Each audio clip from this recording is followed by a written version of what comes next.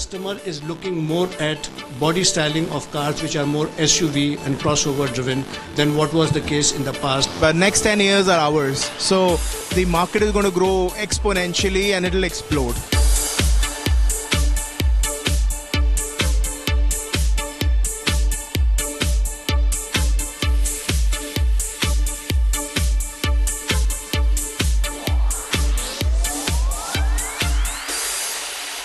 Hello ladies and gentlemen, what a fantastic couple of days Republic Business and Republic Auto have had at the Bharat Mobility Global Expo 2025, which is being held over 3 locations in NCR as we speak.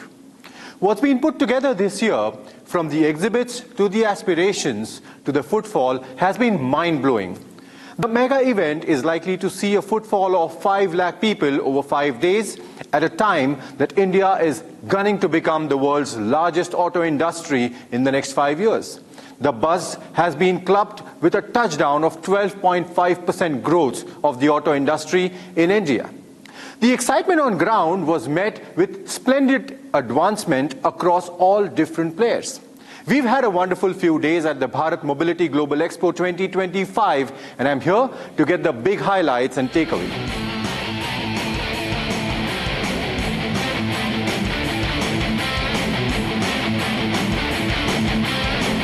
The Bharat Mobility Global Expo was launched by Prime Minister Narendra Modi with a very inspirational opening address. The second edition of the Expo is witnessing over 100 launches of automobiles, and the Prime Minister's address hit the nail on the head when he said that India's auto sector reflects the aspirations of its people. Here's a clip from the Honorable Prime Minister's address at Bharat Mobility Global Expo 2025. साथियों, आज का Bharat aspiration से भरा हुआ है, युवा ऊर्जा से भरा हुआ है। यही एस्पिरेशंस हमें भारत की ऑटोमोटिव इंडस्ट्री में दिखाई देती हैं। बीते साल में भारत की ऑटो इंडस्ट्री करीब 12% की ग्रोथ से आगे बढ़ी है। Make in India, make for the world के मंत्र पर चलते हुए अब एक्सपोर्ट भी बढ़ रहा है।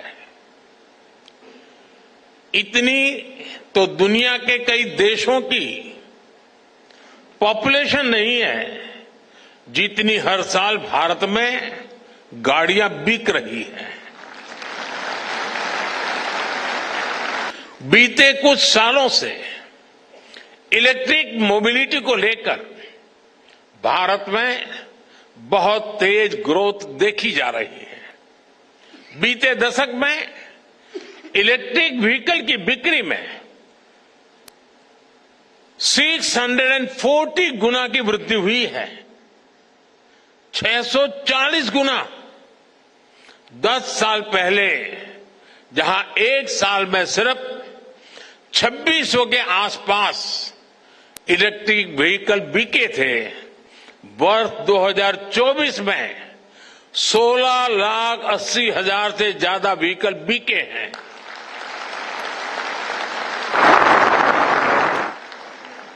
यानी 10 साल पहले जितने इलेक्ट्रिकल व्हीकल पूरे साल में बिकते थे, आज उससे भी 2 गुने इलेक्ट्रिक व्हीकल सिर्फ एक दिन में बिक रहे हैं। अनुमान है कि इस दशक के अंत तक भारत में इलेक्ट्रिक व्हीकल्स की संख्या 8 गुना तक बढ़ सकती है। ये दिखाता है कि इस सेगमेंट में आपके लिए कितनी ज्यादा संभावनाएं बढ़ रही है। साथियों, देश में इलेक्ट्रिक मोबिलिटी के विस्तार के लिए सरकार लगातार पॉलिसी डिसीजंस ले रही है, इंडस्ट्री को सपोर्ट कर रही है। Prime Minister Narendra Modi kicked off India's largest auto event, which is hosting some of the world's biggest automakers at 3 different locations across the national capital region. Leading India's hybrid push from the front is Japanese car maker Toyota. Republic spoke to Vikram Gulati, country head and executive vice president, corporate affairs and governance at Toyota. The policies have been very progressive. Government has made huge investments in terms of incentivizing the production through the PLI scheme. They've made huge, impact in terms of demand creation through the FAME scheme, which just culminated, and the e-drive scheme now. There's been a very large number of purchase by the government of electric buses. Now the government is putting in a lot of efforts in terms of creating the charging infrastructure, which is required for this ecosystem to take off. So I'd say the government approach has been very holistic, very encouraging. Toyota's all about looking at sustainability as our future. I mean, our logo is Happier Paths Together. The reason why we're saying that is what you see here is the multiple technology pathway. We believe going ahead, all of these green technologies, whether it is battery electric vehicle or plug-in hybrid or hydrogen or a strong hybrid or a flex fuel plug-in hybrid, all of these technologies are going to be needed because the growth of the market is so huge and current penetration of EVs and hybrids is quite in the nascent phase. So our showcasing here is that Toyota has all the green technologies. It has these technologies so that the unique requirements of consumers and different contexts in different countries can be fully addressed. Republic Auto had a chance to catch up with Tanmay Bhattacharya, EVP Lexus Sales and Marketing. With its dazzling LFZC concept and ROV, Lexus has been stealing the show at the expo. Initially we told it will be 100% EV, but now we realize that as a core philosophy of us, we believe in Toyota production system, as I was talking to you earlier as well. And in Toyota production system, it is a demand-driven production. Means we don't manufacture the car which we want. We manufacture car which customer wants. So in India is a big economy and it is going to be a very big economy in near future. We are talking about 3 trillion crossing to $5 trillion economy. There are multiple customers with a varied need. So keeping that philosophy in mind, we are now talking about a multi-pathway approach led by electrification. That means we will definitely have electric car where single source of power will be the battery. Side by side, we will have multiple other options available for the customer. Like we will be having hybrid, we will be having hydrogen as an alternative fuel, we will be having like fuel cell vehicle hydrogen, we will be having other ICs model also, so that customer can choose and we will offer what they need, not offer what we can produce. The entire automobile industry is going through a complete change. We call it change in a millennium. When that horse cart has changed to automobile fast, that kind of change is happening. Many new technologies are coming, research are going on, a faster adoption of alternative source of energy for the car is happening. Whether it will 100% transform into EV or not, I don't know. But definitely there will be future with multiple newer technology. EV will be one of the major among them, that much I can say. I believe, although I do not have, or Lexus doesn't have any immediate EV to offer, but every technological shift, we need to give some time.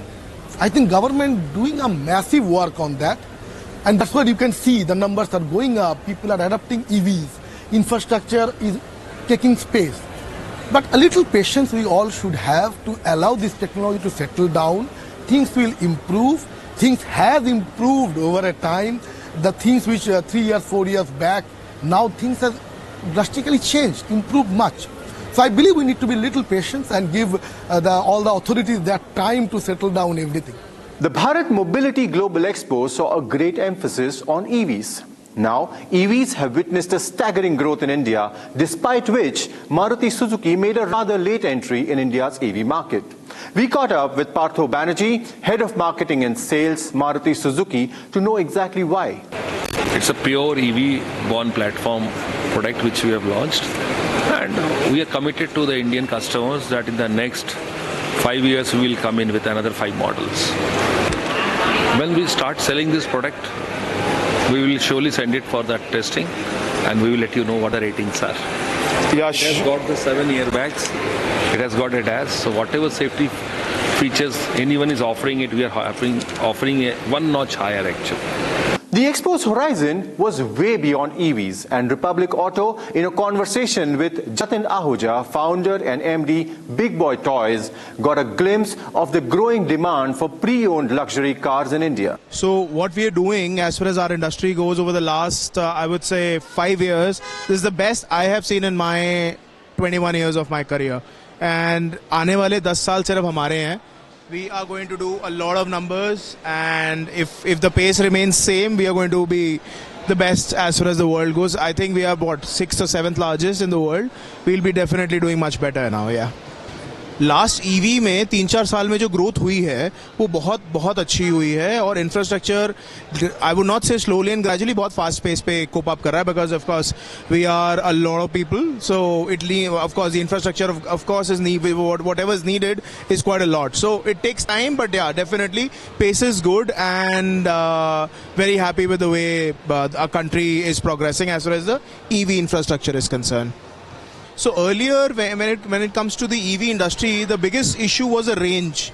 So the range was not as what people desired. Now the range is improving, and the resale values of these EV products is improving. So I think with the resale values going up and acceptability being there, I think this is the right time for EV. See, customer is more aware now, and wherever he sees a value in a transaction, he's going ahead. So that stigma which used to be there in a pre-owned or a pre-loved car is not there anymore. So I think great improvement and opening up of minds of people, yeah, to go ahead with whatever makes more value sense. Basically, it's a more value proposition, and whatever makes more value or more sense, people are going ahead with that. Apart from car launches and EV fervor, the Expo featured one of India's prominent brands, DC Cars, known for luxury automotive customization, founded by Dilip Chhabria. Republic Auto spoke to Chhabria, who talked about the potential growth of luxury automotive segment. Now we are the third largest producer of vehicles. That's a big achievement, and going forward, we will become the second largest producer of vehicles in the next 10 years, I presume. The biggest change is that first, we as Indian customers were getting vehicles which are 10 years old, discarded by the West or discontinued by the West. Today we are getting current. What is launched in the West, we are getting it here. I foresee in the next 2-3 years, much like iPhones, you will first get it in India, and then you'll get it in the West. So that's a big sea change. I think beyond that, this government's emphasis on creating a vibrant automotive scene is really helpful, because and being electric, the entry barrier has come down. So therefore, not many entrepreneurs can become automakers. So that's a huge change because of the government's taxation policy. It's very, very favorable to electric cars. So because of the the electric power plant costing is now at par with the ICE engines, and going forward in the next 1 or 2 years, I believe they will be cheaper than the ICE engines. So that's a fantastic boon. Beyond that, the government's taxation policy is so favorable to electric vehicles, because the government is interested in reducing the dependence on fossil fuels, and the taxation is 1/10 of the ICE engines. So with these two in mind, as the charging infrastructure improves, the electric vehicles in the next 5 to 10 years will be 40-50% of the vehicle configuration. So that's a huge growth. Charging stations and chargers will keep on evolving. There are a lot of companies who have really set in motion that business plan. Much like in America, where the interstate highways are built because of the pressure on automobiles on the road, because the production became so much. So governments had to act. Here also, I think, is the same situation. The customer will force the charging stations. The government will force the manufacturers to increase their production rate. On the second question of yours, is the electric SUV that we have launched here, which is going to see the roads in the next 12 to 18 months. It's full electric, 650 horsepower, 110 kilowatt battery, and 0 to 100 in 4 seconds. it's a extreme SUV, as you can see from the visuals. Spreading its wings further, German automotive major Skoda made its presence felt with the launch of the new Superb. Republic Auto caught up with Piyush Arora, MD, Volkswagen Group Sales India, on customer trends and Skoda VW collaboration. The industry has little bit moderated the growth, but the areas which are very clearly coming out, which are growing, is in terms of customer perception. Customer is looking more at body styling of cars which are more SUV and crossover driven than what was the case in the past, which was more hatchback and notchback driven. Apart from that, there is a premiumization expectation from the customer. So customer is looking at adding more value into their cars, including high tech, including advanced features which are globally available, are what customers are expecting and requiring from their product.